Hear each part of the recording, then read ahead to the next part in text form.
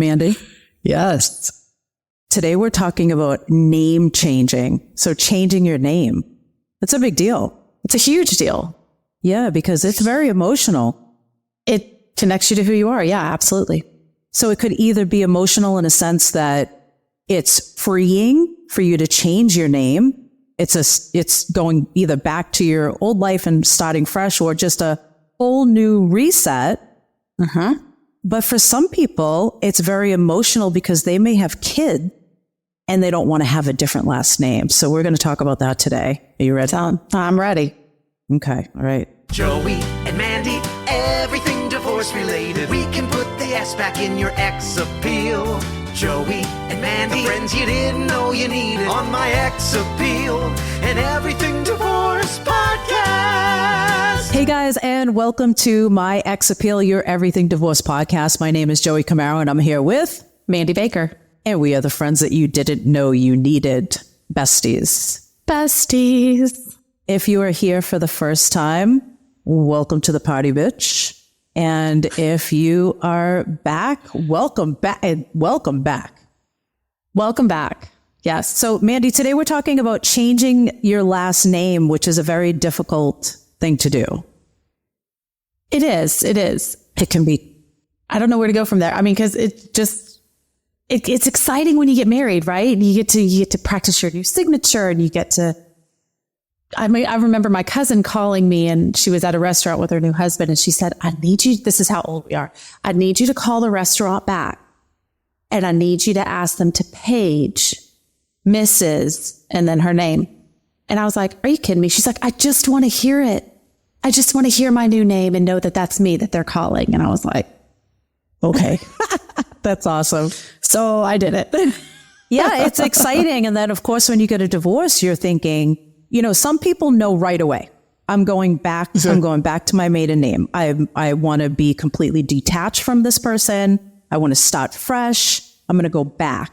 But some people, they struggle. People who come in, clients who come in, they struggle. I, myself included, struggle with having a different last name than my children was my biggest thing. And I can totally understand that. What was your, if you don't mind me asking, and you don't have to say it, but because I knew you as Joey Walsh. Was it? It started with a D. Yeah. Walsh. And that was your married name? That was my married name, was Walsh. Yes. Okay. Yeah. And my maiden name is Salemi. That's right. But I was Walsh for so I was Salemi through, high school. I got married when I was 23, right? So my younger years was my maiden name. Then my married name was my professional name. That's right. So it was everywhere. It was all over graphics and whatever else we did. I was known as Joey Walsh. So professional wise, it was a difficult decision for me because I'm like, wow, like that's how people know me. But my kids, they're both Walsh. So and my ex-husband's family, I am still very, very close to. So I felt like I was divorcing the family in a sense, and I didn't want that either. So it was very difficult for me to not be a Walsh anymore. Yeah, that's hard. So my decision, what I decided on was I kept my last name until my kids graduated high school. And that's when I changed. Oh, that's smart. Yeah. That's smart. Yeah, it is hard. For me, I have the completely opposite story. My married name was Bear, and everyone thought it was a really cute nickname.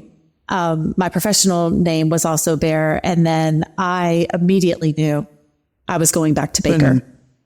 Immediately. There was no doubt in my mind. I wanted to put my head on that pillow and know that I was going to bed as me. Right. As me. And I, luckily enough for my children's names, my son has my Baker as his middle name. And then my daughter's first name is my mom's maiden name. Oh, Corey. Okay. So I already kind of latched on to them in that way. That makes sense. And so I felt comfortable enough in changing my last name. And my son laughs now because I'll go do things at the school and I'll be like, "Hey buddy, am I going to embarrass you?" And he's like, no one knows you're mine. Oh, that's true. Okay. That's true. I'm like, okay, carbon copy, whatever. That's You cute. can't walk down the hall and they're like, that's Mandy's kid.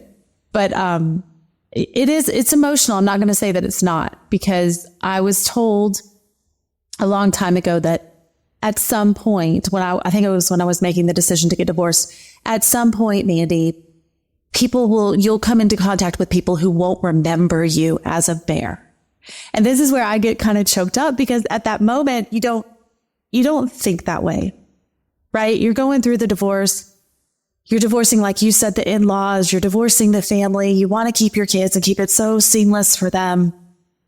And then someone comes along and says to you, and they're right. There's going to come a day where no one's going to know you as Joey Walsh. They're only going to know you as Joey Camaro, right? Oh, Camaro Mediation. You're monogrammed. You got the coffee mug. You got all the things, right? So that happened to me this weekend, and it was my aha moment. We were on vacation and they went to check me in, and she was like, "It's Amanda Baker." I was like, "Yes, it's Amanda Baker." And she's like, "And what's your email?" I was like, "Well, it's Mandy Baker Bear." And she's like, "Oh, isn't that cute?" And I was like, "No, I paid a lot of money. I really need to change my email address." I know. I don't use it. I still have Joey Walsh at Gmail sometimes, and I use it every once in a while. And I'm like, I got to get rid of this. Yeah. Brandon wants me to get rid of it too. He's like, "When are you going to change that email?" I'm like, "When I have to do all the things that come with name changes," which is why we're here today to talk about what you have to change when you do change your name. Yeah. And that's I'm so glad you brought that up, because that's such a good point, because now I can't imagine not being Joey Camaro, which is weird, Right. So it does, if you do make that decision, just know you kind of have to go with your gut, I think. And I think what women don't know is it is 100% your decision. That absolutely. your ex or your soon to be ex cannot make that decision for you. That is 100% your decision on whether you want to keep. So your ex can't say, "You're not keeping my name." You can keep that name. That is your legal name. So it's 100% your decision.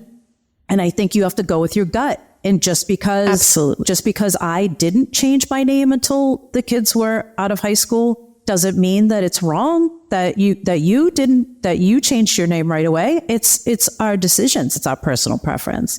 So, so we're talking about that. And, I think it's probably a good thing to talk it out with somebody, kind of like when you hear it out loud, or if somebody says to you, no one's going to remember you as that particular name. They're going to remember you as Mandy. They're going to remember me as Joey, So, I think it's just how it's going to make you feel once you change it. Is it going to make you feel good? I totally agree. And you have to understand that if you have little kids, especially in the South, I don't know if up north, I know down here we say, Miss Baker or Miss Mandy. Normally it's Miss and then your first name. And that's what I encourage my children's friends to call me. Because they get messed up and they're like, "Mrs. Bear." And I'm like, "Yes," because I don't want their friends to feel weird. Right. Because once their friends feel weird, then it becomes like, "Oh, I don't want to go to Casey's house because her mom always corrects me." And they're not living in that world, right? Their parents are married. It's one last name. So you really do have to learn how to disassociate your heart when someone does mistakenly call you by your old married name. Yeah. You can't put blame on them. You really do have to just put a smile on your face, especially when it's an 11-year-old kid, and be like, "Yes, my daughter's always like, that's not her name." I'm like, "Yeah, it's fine. It's okay. Fine. It's fine." Yeah. Up north, we don't say, I think maybe in dance classes and stuff, they might say Miss and then the name. But for the most part, I think most kids around here call parents by their first name. So that's what I encourage. Yeah. So, so with that said, the logistics of changing your name can be kind of tedious. So anybody who's listening or watching, and you do decide to change your name before your divorce is final, say somebody's listening, Mandy, and they're going through a divorce. They want to make sure that they tell their lawyer or their mediator that they do want to change their name, because it can be written into their agreement and it makes it a little bit easier. Oh, 100%. You need to have that written into your agreement. If you haven't decided, then don't have it written in. It's fine. You don't have to change your name, but it makes it a little bit makes the process of changing your name a little bit easier. So that's the first thing. Now, let's say you didn't have your name written in. That's fine. You can still change it. So if you were like, I was undecided, now I've been divorced for 6 months or a year, and now I want to change my name, you can still do it. It's not finalized. No, I agree with that. I would say that, and this is not legal advice, this is just from someone who has changed her name and gone through the steps and seen what people ask for. When I ask certain documents to be changed, they do ask me for a copy of my decree. Right. That states that just like a marriage license. So it is almost like the reversal of a marriage license, where if you remember when you got married, you had to send that in to get your copy to get your social security changed and all these things. So if it were me, I would discuss with your lawyer. And if you're undecided, I would discuss with your lawyer to maybe put something in there that says name subject to be changed, so that if you do decide to change your name and they do want a copy of your decree, but again, discuss it with your lawyer in your state so that you're not backtracking and trying to find these documents, because certain places do want to see it. I mean, I cannot tell you how many times I've sent out a copy of my decree and I'm like, it's on page 49, it's paragraph 4, it's section for my name change, because they want to see it. They want to make sure that you're not just out there. So I'll talk about first talk about what you can do if it's not in your divorce decree. In your divorce, divorce decree is it's a document that that says that you're divorced. Like that's if you're getting married, you have a marriage certificate, your divorce decree means it's your document that says that you got divorced. And we should also say that every state is different. So you have to research. Some states, if you do not have your name changed in your divorce decree, some states will ask that you go to the court and you petition to have your name changed. And once you do that, the court will tell you exactly what to do. And some states, I'm laughing because this is absolutely ridiculous that you have to do this. You have to put an ad in the newspaper proclaiming your name change. It's in Massachusetts. I know Massachusetts and a bunch of other states do it. And you have to pay for that ad. Now, any time that there's any type of court fee, you can also ask the court and tell them that you can't afford any fees. And then they have you fill out another form, and you can sometimes get those fees waived, but you have to qualify. So you petition with the court to get your name changed. You put an ad in the paper. I'm saying this because we just had a client who did it. Put an ad in the paper. You can find the cheapest ad that you can put out there. And then, because basically what you're doing is you're saying to the court and to the world, I'm changing my name, and you're giving everybody an opportunity to maybe say this person shouldn't change their name because they're a criminal. That's essentially what you're doing. So at that point, then the court will approve it, and then that is your proof to change your name, right? So with the court, you'd be saying, I'm getting I got a divorce. I didn't change my name at the time, or whatever the case may be. Or we had a client that needed to change her name before her divorce was final because she had a specific license for her job that she had to renew and didn't want to have to pay fees to renew that. So it was easier to change her license. So anyway, so things like that. So so that would be if you didn't say that you wanted to change your name, or you had to have your name changed before your divorce is final, whatever. You need to do it without your divorce. That's what you would have to do. I'm sorry, do you want to add to that? No, go ahead. So if you do have it written in your agreement, like Mandy said, when your divorce is final, now every state is different also with this. So in Massachusetts, your divorce isn't final for 120 days. But once you have your divorce decree, and a lot of times courts don't automatically send that to you. You have to request it. No. So you would just call the court and you would request that decree. So you have a copy of that. And then that's when you have to you gotta go through got to run the gamut. And you have to figure out, what do I have to change my name on? So it's a lot, right? It can be like overwhelming. It's a lot. And I would say get organized first. I would say go ahead and pay that fee, get that copy to you. Like Joey said, in Texas, I know it was $40 back in 2020 when I got mine. And I went through and I flagged everything that I would possibly need a copy of, so that when it came down to it, I wasn't flipping through and reliving those 52 pages of agreement. Like I said, I know exactly. It's on page 49. It's the fourth paragraph down. That's my name change. But I would get organized first. Because you have to, sorry, go ahead. Well, I was just going to say, you do need a physical copy, because that physical copy is stamped by the court. Whereas the digital copy that you'll receive from your lawyer in the court, even though it has the judge's signature on it, because of AI and all these other things that can be done via computer. I'm not a computer nerd, but I know that a lot of things can be changed on the computer. You do need that seal on that piece of paper to send out.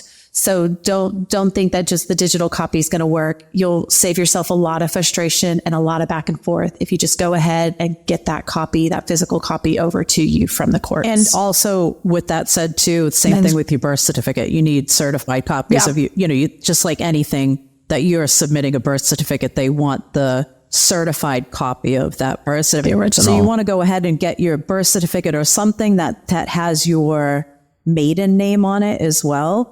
Because you'll have to go. And by the way, Mandy, we're going to have a list that we could. Yes. So you don't even have to be taking notes right now.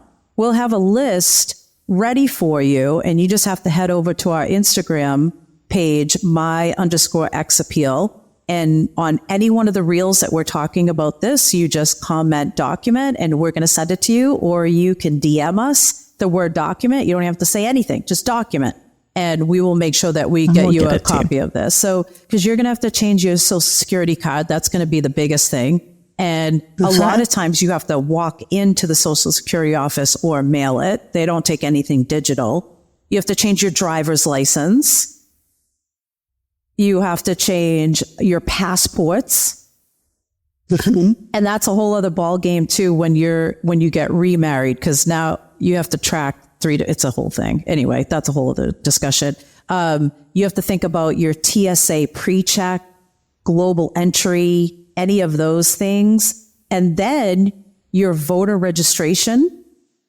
Anything for the mail, anything that comes via mail, anything with your employer. You have to go into HR and you have to tell them that your name is being changed. And then you have to think about your credit cards, your bank accounts, credit unions, anything that has your name on it.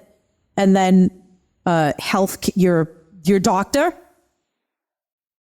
Because you don't want to, you walk into your doctor's office for the first time and you're like, crap, what is my name under? So you have to think about all that. And then all your utilities, bills. I mean, it's a lot. We go through a lot as females. Yes. So oh, absolutely. You have to think of all these documents, but you're going to need your divorce decree or your petition for a name change. You're going to need proof of your former name. So you're going to need some proof, whether it's your birth certificate or if you were married before, you're going to need your marriage certificate from your previous marriage.